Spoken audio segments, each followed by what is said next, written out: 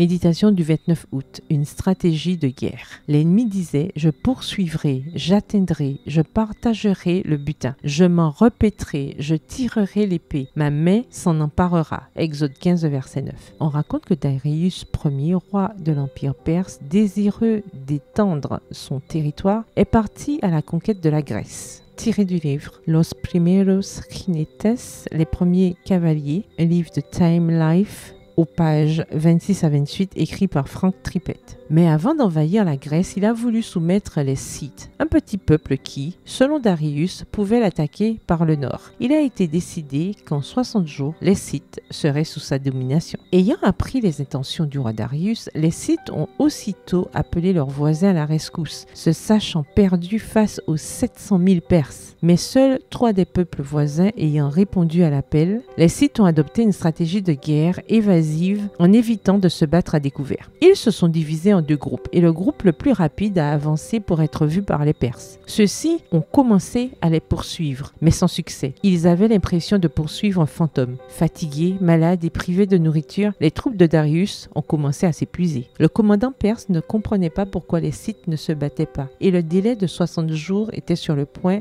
d'expirer. Un jour, enfin, il a aperçu une formation de cavaliers scythes qui s'avançait pour combattre. Il les tenait enfin entre ses mains, car il savait que dans un combat au corps à corps, il remporterait la victoire. Soudain, les Scythes sont repartis au galop à travers la plaine en poussant des cris de joie et d'allégresse. Mais ils ne se sont pas dirigés vers lui. Plus tard, Darius a appris que les Scythes, sous le regard de la puissante armée perse, étaient allés chasser un lièvre au lieu d'aller se battre. Ces hommes nous méprisent beaucoup, a dit Darius, et il a ordonné la retraite. C'est ainsi que les Scythes l'ont emporté sur le grand empire perse. Les Scythes étaient moins nombreux, mais leur stratégie de guerre leur a permis de remporter la victoire et de conserver leur liberté. Dans la guerre que mène le peuple de Dieu, nous devons utiliser des stratégies qui nous permettent de rester libres pour continuer à répandre le message du salut. Il n'est pas nécessaire de rester seul face à l'ennemi ou d'essayer de prouver que nous pouvons le combattre. S'il lance des provocations au peuple de Dieu, c'est précisément parce qu'il sait que s'il nous affronte au corps à corps, il nous vaincra. La bonne nouvelle, c'est que le peuple de Dieu est un reste que Dieu lui-même conduira à la victoire. PS, heureuse parce que Dieu se bat pour moi. Bonne journée et que l'Éternel vous bénisse.